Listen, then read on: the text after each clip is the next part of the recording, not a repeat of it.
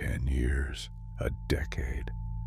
That's how long I'd been waiting for this day, for this game. It wasn't just a release. It was an event, a prophecy whispered among the digital faithful. My entire being hummed with a frantic, almost feverish energy, a stark contrast to the soul-crushing monotony of my Wednesday morning. Juan, accounting, a name that tastes like ash in my mouth. His every movement, every smarmy inflection, a deliberate affront to human decency. He'd parade through the cubicles, shirt unbuttoned, just so, a grotesque parody of success, barking orders, making me run his endless, pointless errands. But today, not even his oily presence could dim the incandescent glow of what was to come. Today, the world would shift. This wasn't just a game. It was Street, the legend, announced almost a decade ago, then swallowed by silence, by rumors of cancellation, by endless delays. Each whisper of its return was a jolt of adrenaline, a desperate hope in the grinding gears of everyday life. Early access. I plunged, no hesitation. My credit card bled. My PC groaned under the weight of upgrades. But it was worth it. Every single byte, every single pixel, a testament to a dream finally manifesting. My rig sat at home, a silent sentinel, powered on, waiting. The remote access app, a digital umbilical cord, connected me to my salvation. Noon, the precise sacred moment. A download button, a digital trigger, over 100 GB, a leviathan of data, ready to consume my bandwidth, to remake my reality. The fiscal year-end close, a bureaucratic purgatory, papers, endless reams of them, shuffled from one purgatorial desk to another, and I, the designated, unwilling ferryman. My eyes, however, were elsewhere, glued to the remote screen, watching that progress bar crawl. 20%. A surge of pure, unadulterated elation. It was real. It was happening. 50%. A strange, almost disquieting stillness fell over me. Was this truly it? I cross-referenced the launch dates, scoured forums, a desperate affirmation. Someone was already playing it, a stream flickering on the edge of my vision. I tore my gaze away. No spoilers, not for this. Then, 5 p.m., the bell of freedom. The download, miraculously complete. My fingers hovered over the close button for the remote app, a tremor of pure eagerness running through them. My bag was clutched, my escape imminent. And then the shadow fell. Juan, his voice, a serpent's hiss. Using company equipment for personal matters, I see. The words dripped with malice, a deliberate poison. The boss, his uncle, a cruel twist of fate. Stay another hour.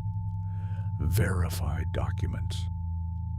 My blood ran cold. An hour, an eternity, an hour stolen from Street. The longest most agonizing 60 minutes of my life. Each tick of the office clock echoed like a death knell. The air outside was thick, heavy, clinging to my skin. A cigarette, a desperate comfort, tasted like ash and impending doom. The gray sidewalk stretched before me, a path into an unknown, darkening world. The white building, its windows like vacant eyes, watched me leave. The burger joint, an oasis, or so I thought. Empty, save for a punk with a green mohawk and an older woman, their faces indistinct in the dying light. The cashier, tired eyes, smudged makeup, a fragile beauty, a fleeting moment of human connection, a whispered invitation for a drink. I clutched the paper, a lifeline in a world suddenly feeling very, very wrong.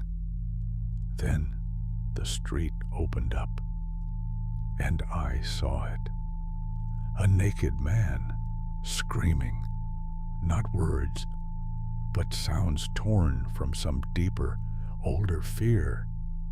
He ran, a frantic, pale blur, his cries fading into the encroaching darkness. No one else, just him, and the silence that swallowed his screams, the street unnaturally deserted.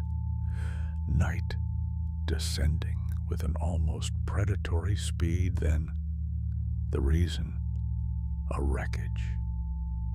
Twisted metal, shattered glass, the silent aftermath of violence. Sirens, distant, mournful, wailing their approach. A detour, a forced deviation from my path, as if an unseen hand was guiding me, or perhaps misguiding me.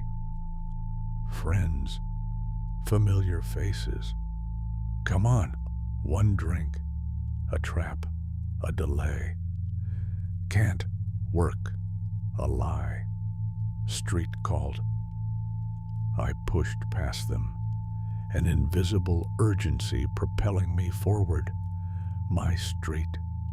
And then the graffiti, a pair of sea turtles, rendered with an impossible, almost magical detail, swimming across the civil registry building. It was beautiful, yes, but also too perfect. A digital ghost in the real world. I snapped a photo, posted it, and there it was, street officially out. My building.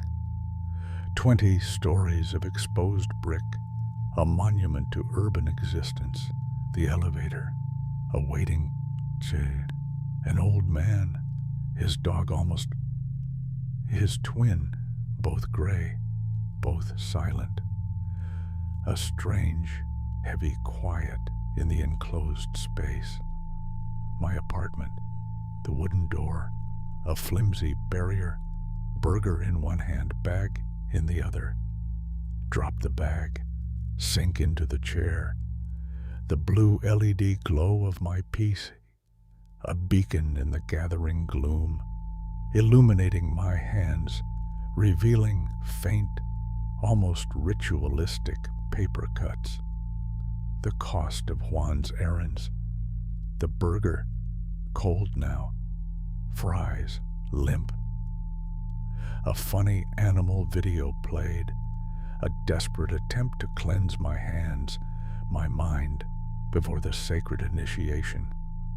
Then, the wrappers, sacrificed to the bin, the soda, a fizzing offering, and finally, street, the loading screen, street art, sleek vehicles, women in bikinis, a world of pure, unbridled freedom, a quick verification, play, the cutscene, a protagonist, a colleague, a gang fight. Then dropped onto the street, a clean map, no HUD, just reality.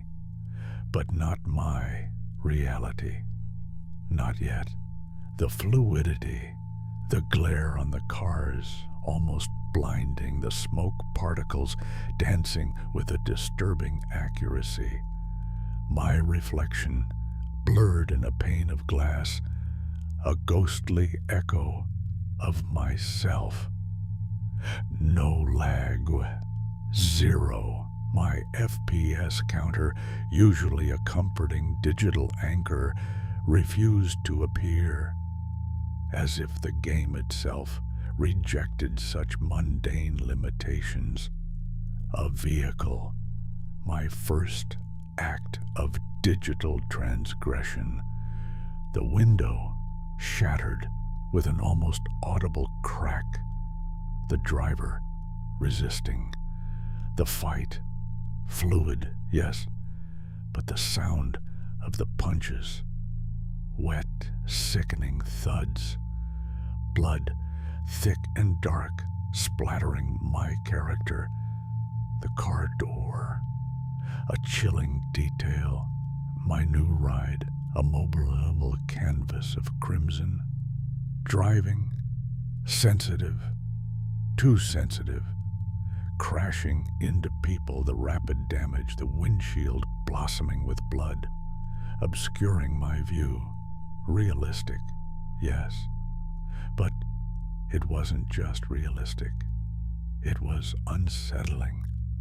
A cold dread began to seep into my bones, a feeling that this was too much, too real.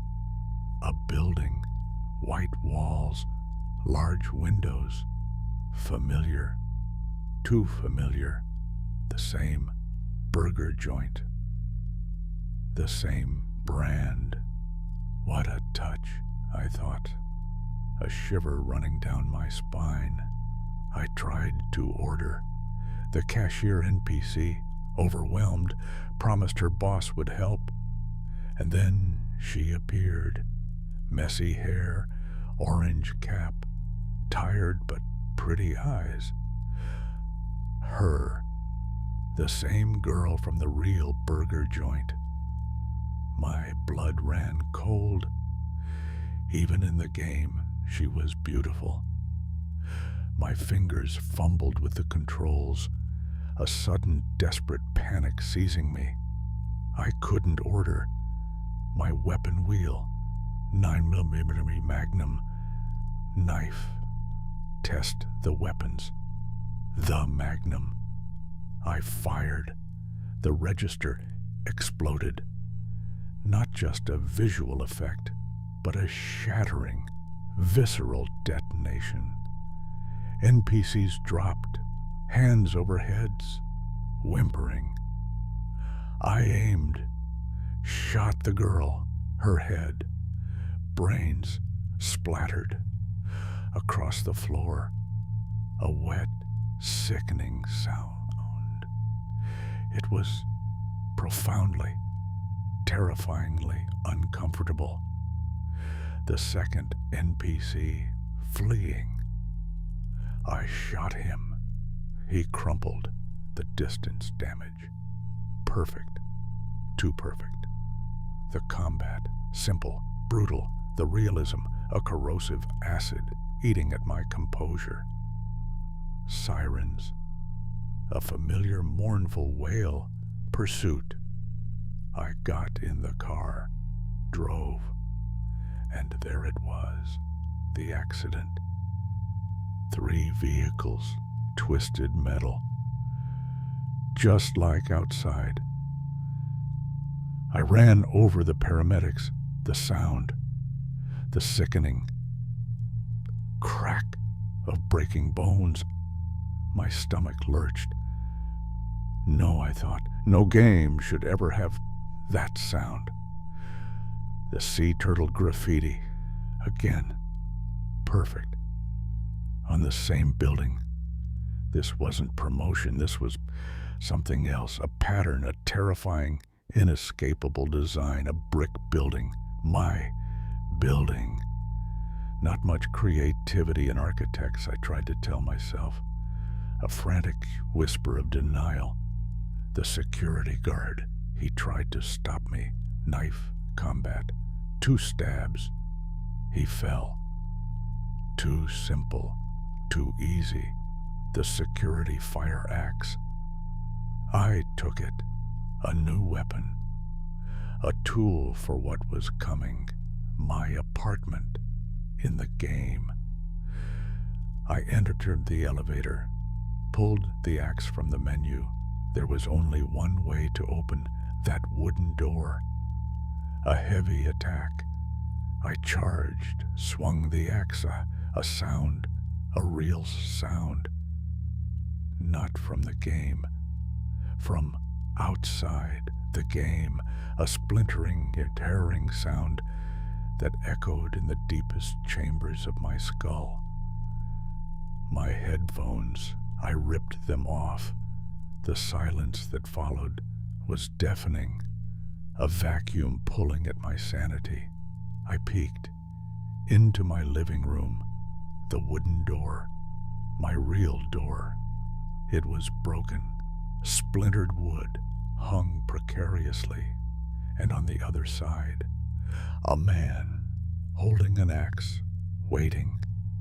This experience was shared by someone who wishes they could forget it.